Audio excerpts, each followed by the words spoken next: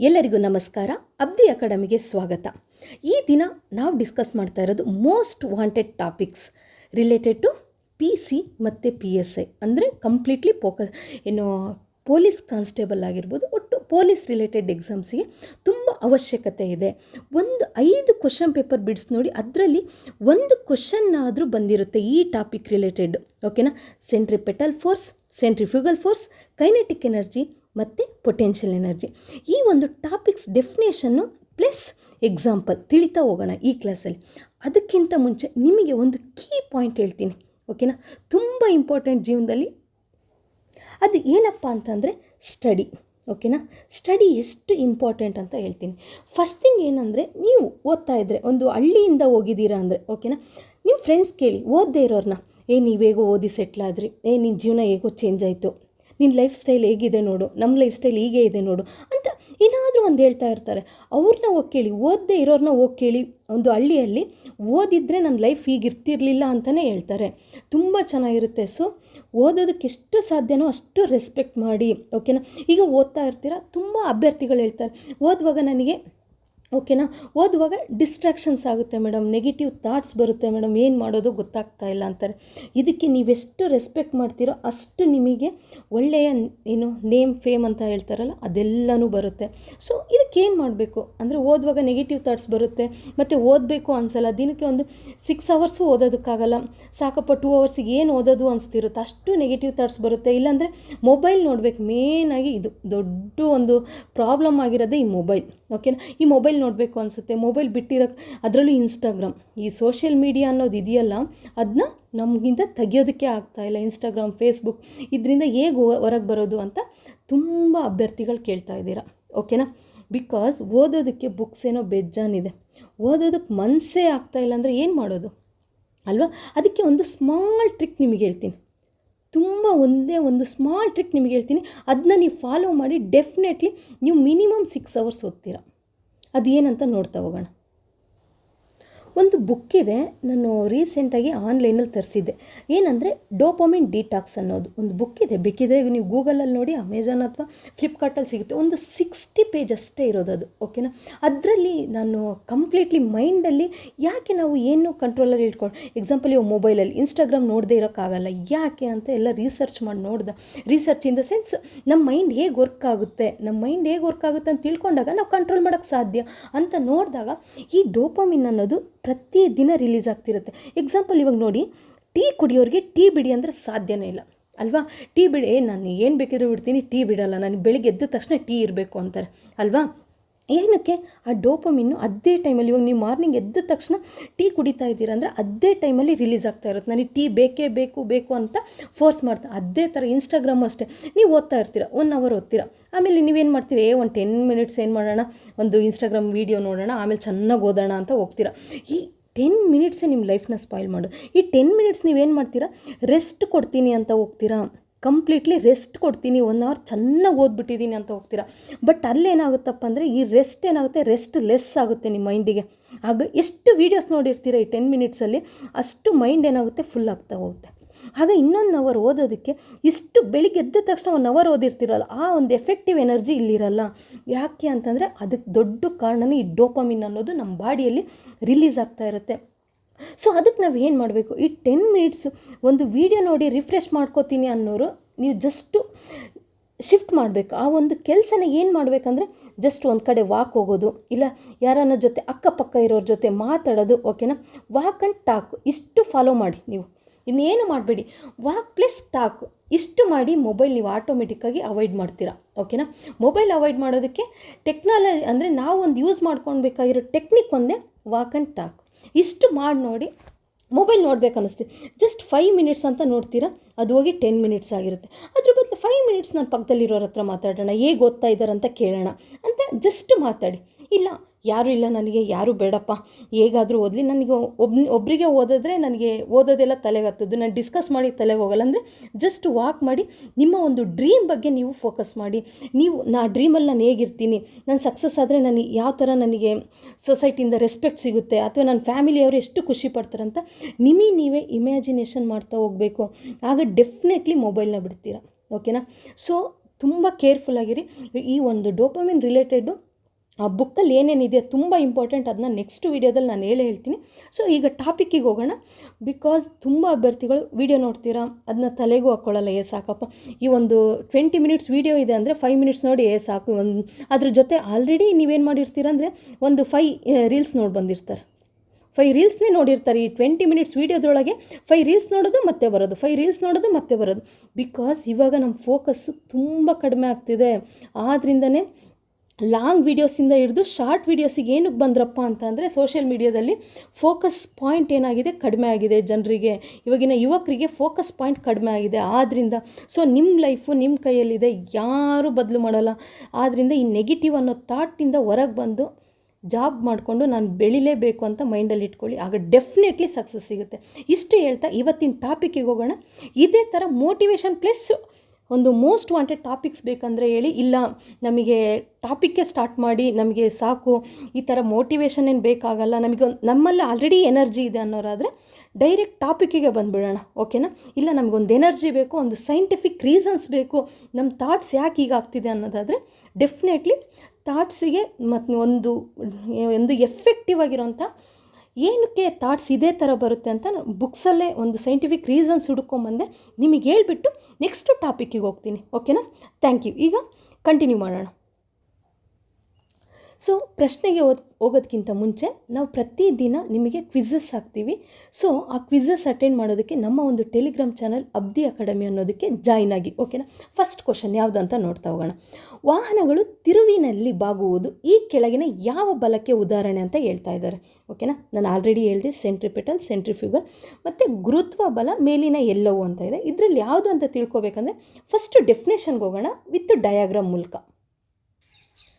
So centripetal force ಅಂದರೆ ಏನಂತ ತಿಳ್ಕೊತಾ ಹೋಗೋಣ. ಸೆಂಟ್ರಿಪೆಟಲ್ ಇಲ್ಲೇ ಹೆಸರಲ್ಲೇ ಇದೆ, ಓಕೆನಾ? ಏನಂತ ನೋಡ್ತಾ ಹೋಗೋಣ. ನೋಡಿ, centripetal force is the force acting on a body moving in the curved path. Curved path ಅಂದರೆ ಸರ್ಕ್ಯುಲರ್ ಆಗಿ, ಓಕೆನಾ? Curved path that is directed towards the centre of the rotation. Directed towards the ಸೆಂಟರ್ಗೆ ಏನಾಗುತ್ತೆ, ಏನು force, ಇದ್ರ ಒಂದು velocity ಏನಾಗ್ತಾ ಹೋಗುತ್ತೆ, ಟುವರ್ಡ್ಸ್ ಸೆಂಟರಲ್ಲಿರುತ್ತೆ. ಅದನ್ನ ಸೆಂಟ್ರಿಪೆಟಲ್ ಫೋರ್ಸ್ ಅಂತ ಕೇಳ್ತೀವಿ. ಕನ್ನಡದಲ್ಲಿ ಹೇಳೋದಾದರೆ, ಓಕೆನಾ? ಕೆಲವ್ರಿಗೆ ಇಂಗ್ಲೀಷ್ ಆಗುತ್ತೆ. ಸೊ ಒಂದು ನೆನ್ಪಿಟ್ಕೊಳ್ಳಿ, ಈ ಒಂದು ಪಿ ಸಿಗಾಗಿರ್ಬೋದು, ಎನಿ ಎಕ್ಸಾಮ್ಸ್, ಓಕೆನಾ? ಯಾವುದೇ ಎಕ್ಸಾಮ್ಗಾಗಲಿ ನಾವು ಆ ಒಂದು ಟಾಪಿಕ್ ಮೇಲೆ ನಾವು PhD ಮಾಡಬೇಕಾಗಿಲ್ಲ. ಜಸ್ಟ್ ನಮಗಲ್ಲಿ ABCD ಟಿಕ್ ಹಾಕಬೇಕು, ಯಾವುದು ಸರಿ ಅಂತ ಟಿಕ್ ಹಾಕೋದು ಅಷ್ಟು ನಾಲೆಡ್ಜ್ ಇದ್ದರೆ ಸಾಕು. ಕೆಲವ್ರು ಏನು ಮಾಡ್ತೀರಾ ಅಂದರೆ ಆ ಬುಕ್ಕಲ್ಲಿರೋದು ಡೆಫಿನೇಷನ್ನು ಮಗಪ್ ಮಾಡಿಬಿಡ್ತೀರಾ. ಡೆಫಿನೇಷನ್ ಎಲ್ಲೂ ಕೇಳಿಲ್ಲ, ಅದನ್ನ ಮೈಂಡಲ್ಲಿ ಇಟ್ಕೊಳ್ಳಿ.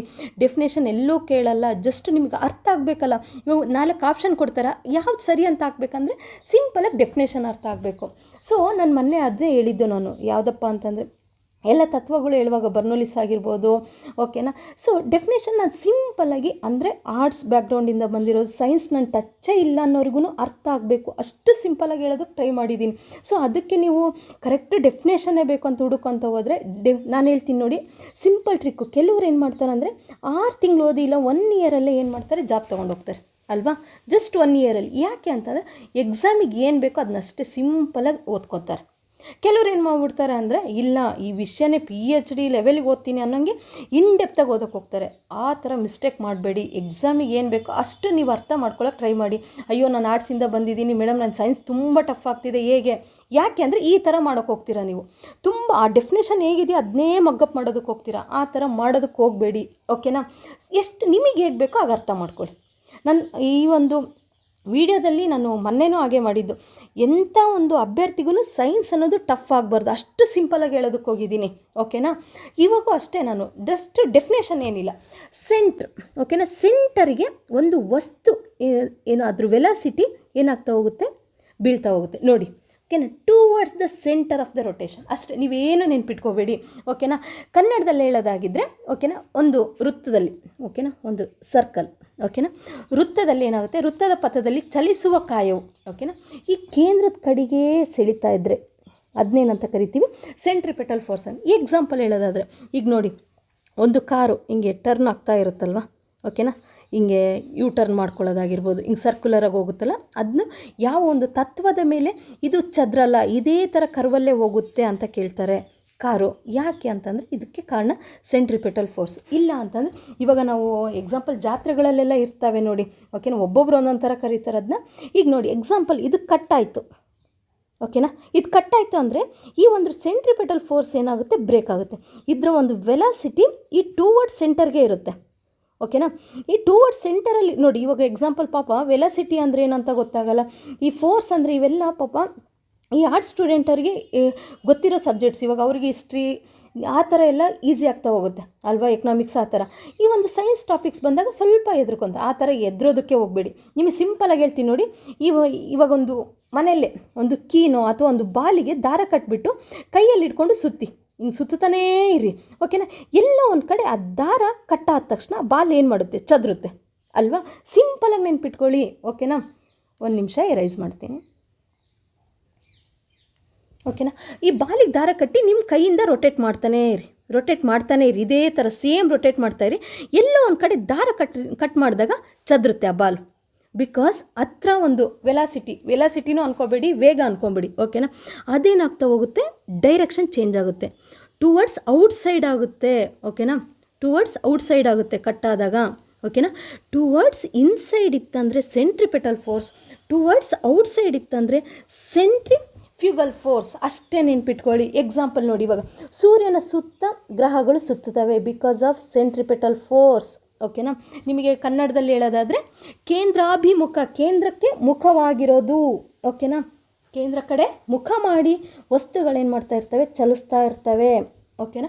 ಈ ಥರ ಸಿಂಪಲಾಗಿ ನೆನ್ಪಿಟ್ಕೊಳ್ಳಿ. ಆಗ ನೀವು ಯಾವುದು ತನ್ನ ಸರ್ಕಲ್ಲಿಗೆ ರೊಟೇಟ್ ಮಾಡಿ ತಿರುಗುತ್ತೋ ಅವನ್ನೆಲ್ಲ ನೀವು ಸೆಂಟ್ರಿಪೆಟಲ್ ಫೋರ್ಸಿಗೆ ಟಿಕ್ ಹಾಕ್ತೀರಾ ಆನ್ಸರು.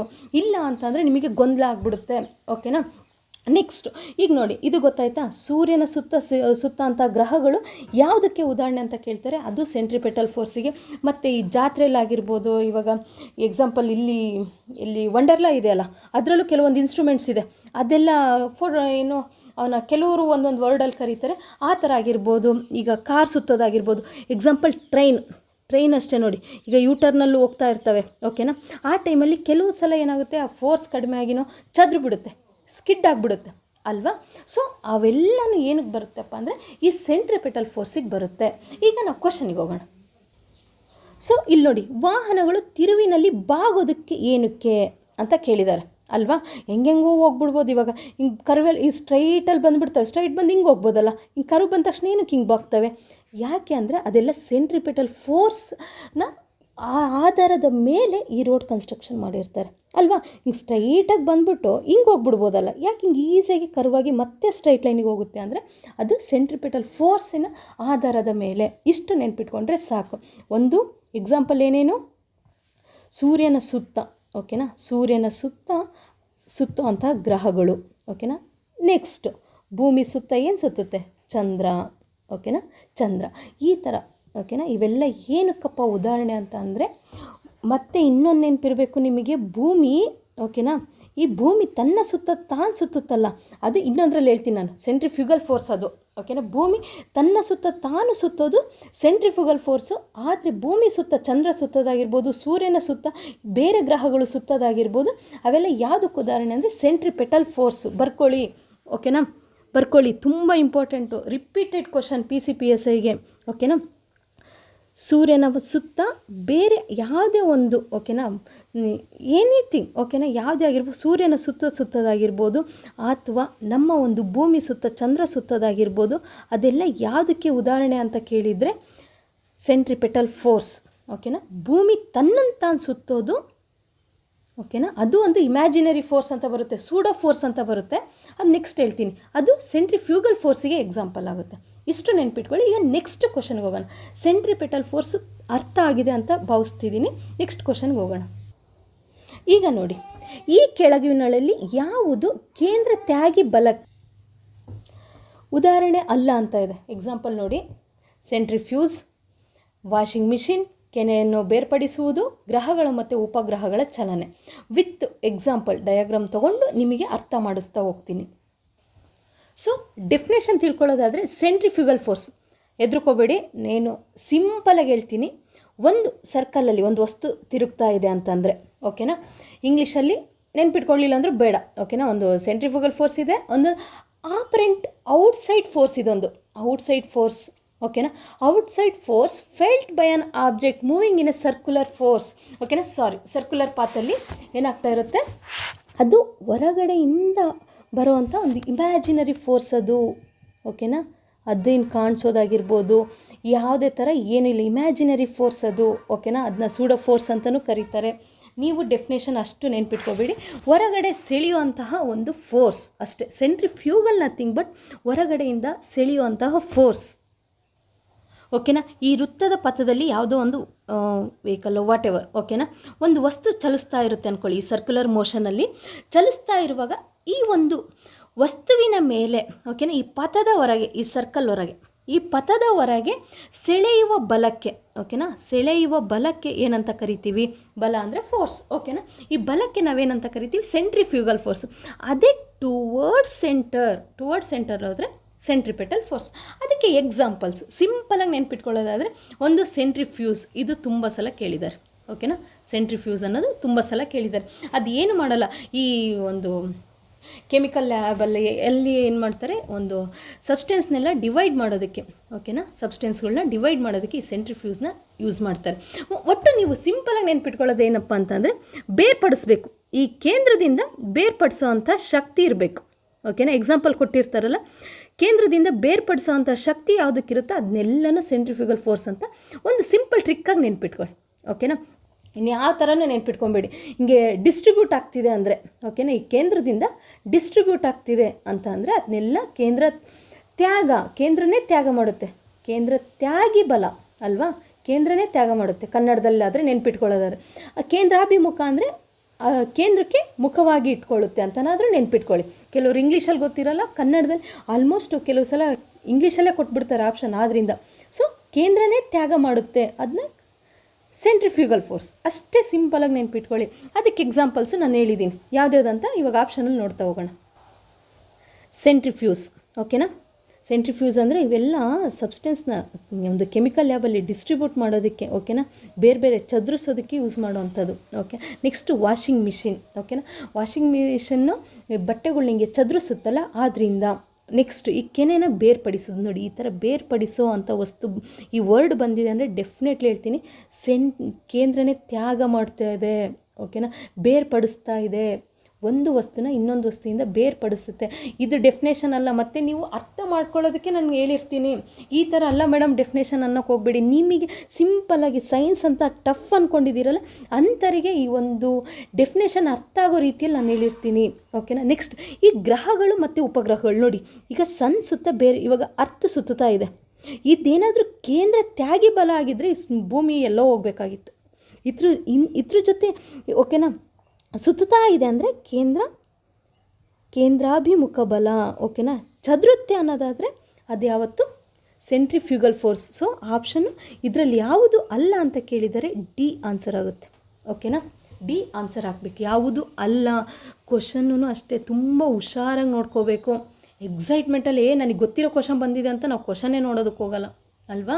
ಸೊ ಕ್ವಶನ್ ನೋಡ್ಕೊಳ್ಳೋದು ತುಂಬ ಇಂಪಾರ್ಟೆಂಟ್ ಆಗಿರುತ್ತೆ. ನೆಕ್ಸ್ಟ್ ಕ್ವಶನ್ಗೆ ಹೋಗೋಣ. ಈಗ ಬಿಲ್ಲಿನಿಂದ ಬಿಟ್ಟ ಬಾಣ.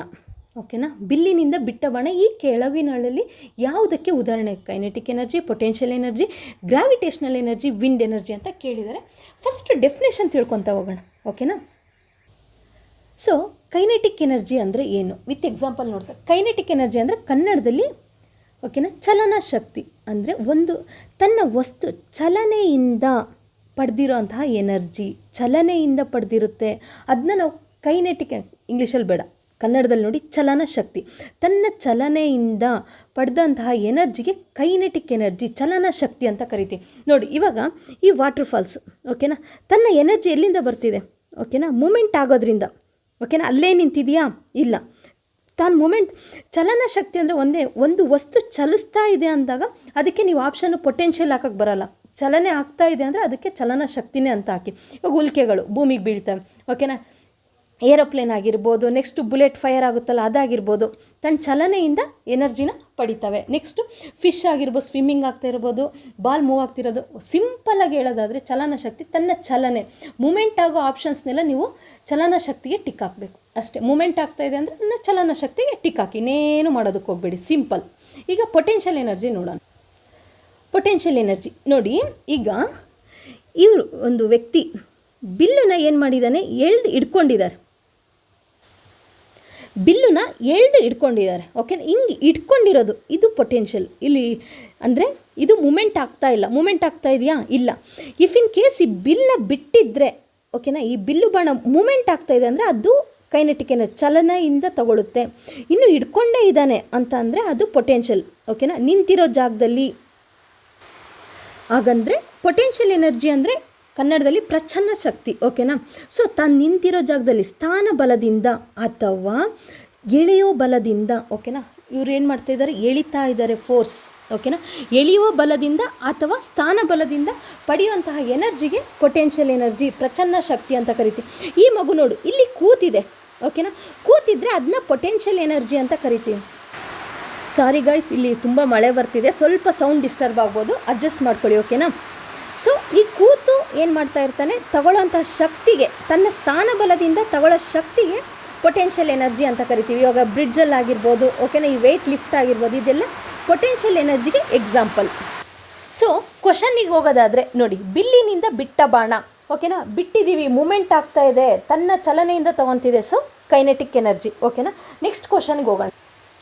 ಸೊ ಫೋರ್ತ್ ಕ್ವಶನಿಗೆ ಹೋಗೋದಾದರೆ, ಈ ಕೆಳಗಿನಗಳಲ್ಲಿ ಯಾವುದು ಪ್ರಚನ್ನ ಶಕ್ತಿಗೆ, ಪ್ರಚನ್ನ ಅಂದರೆ ಹೇಳಿದ್ದೀನಿ ನಾನು, ಇರೋ ಜಾಗದಲ್ಲಿ ತನ್ನ ಸ್ಥಾನ ಬಲದಿಂದ ಅಥವಾ ಎಳೆತದಿಂದ ಪಡೆಯುವಂಥ ಶಕ್ತಿಗೆ ಪೊಟೆನ್ಷಿಯಲ್ ಎನರ್ಜಿ, ಪ್ರಚನ್ನ ಶಕ್ತಿ ಅಂತ ಹೇಳ್ತೀವಿ ಅಂತ ಹೇಳಿದ್ದೀನಿ. ಇದರಲ್ಲಿ ಯಾವುದ್ಯಾವ್ದಂತ ನೋಡಿ, ಡ್ಯಾಮಿನಲ್ಲಿ ಉದಾಹರಣೆ ನೋಡಿ, ಇಲ್ಲಿ ಕ್ವಶನ್ ಉದಾಹರಣೆ ಅಲ್ಲ ಅಂತ ಹೇಳಿದ್ದಾರೆ. ಓಕೆನಾ, ಡ್ಯಾಮಿನಲ್ಲಿ ಸಂಗ್ರಹಿಸಿಟ್ಟಿದ್ದೀವಿ ಅಂದರೆ ಸ್ಟೋರೇಜ್, ಅದೇ ಒಂದು ಸ್ಥಾನ ಬಲದಿಂದ ತಗೊತಾ ಇದೆ ಅಲ್ವಾ. ನೆಕ್ಸ್ಟು ಅದು ಮಿಟ್ಟ ಸ್ಪ್ರಿಂಗ್, ನೆಕ್ಸ್ಟ್ ಪ್ರೆಸ್ ಮಾಡಿ ಇಟ್ಕೊಂಡಿರ್ತೀನಿ. ನೆಕ್ಸ್ಟ್ ಎಳೆದ ರಬ್ಬರ್ ಬ್ಯಾಂಡ್. ಓಕೆನಾ, ಎಳೆಯೋದಂದರೆ ನಾನು ಹೇಳಿದ್ದೀನಿ ಎಳೆತದಿಂದನೂ, ಬಿಟ್ಟಾಗ ಅದು ಕೈನೆಟಿಕ್ ಎನರ್ಜಿ ಆಗುತ್ತೆ, ಚಲನೆ ಆಗುತ್ತೆ. ಸೊ ಹರಿಯುವ ನೀರು. ಓಕೆನಾ, ಚಲನೆ ಯಾವುದು ಇಲ್ಲಿ ಇದರಲ್ಲಿದೆ ಚಲನೆ. ಸೊ ಇವು ಮೂರೂ ಯಾವುದಕ್ಕೆ ಉದಾಹರಣೆ ಆಗುತ್ತಪ್ಪ ಅಂದರೆ ಪ್ರಚನ್ನ ಶಕ್ತಿಗೆ ಆಗ್ತವೆ. ಇನ್ನು ರಿಮೈನಿಂಗ್ ಹರಿತಾ ಇದೆ ಅಂದರೆ ಅದು ಯಾವುದಕ್ಕಾಗುತ್ತೆ, ಕೈನೆಟಿಕ್ ಎನರ್ಜಿಗೆ ಆಗುತ್ತೆ. ಇಷ್ಟು ನೀವು ಕನ್ಫ್ಯೂಷನ್ ಆಗೋದನ್ನೆಲ್ಲ ಕ್ಲಿಯರ್ ಮಾಡಿದ್ದೀವಿ. ಇನ್ನು ಯಾವ ಟಾಪಿಕ್ ರಿಲೇಟೆಡ್ ಬೇಕು ಅಂತ ನೀವೊಂದು ಕಮೆಂಟ್ ಸೆಕ್ಷನಲ್ಲಿ ಹೇಳಿದರೆ ಡೆಫಿನೆಟ್ಲಿ ಆ ಟಾಪಿಕ್ ರಿಲೇಟೆಡ್ ನಾವೇನು ಮಾಡ್ತೀವಿ, ಕ್ಲಾಸ್ ಮಾಡ್ತೀವಿ. ಇಷ್ಟು ಹೇಳ್ತಾ ನಮ್ಮ ಅಬ್ದಿ ಅಕಾಡೆಮಿಗೆ ಡಿಸ್ಕ್ರಿಪ್ಷನಲ್ಲಿ ಹಾಕಿರ್ತೀವಲ್ಲ, ಆ ಲಿಂಕಿಗೆ ಜಾಯ್ನ್ ಆಗಿ ಅಂತ ಹೇಳ್ತಾ ಈ ವಿಡಿಯೋ ಮುಗಿಸ್ತಾ ಇದ್ದೀನಿ. Thank you.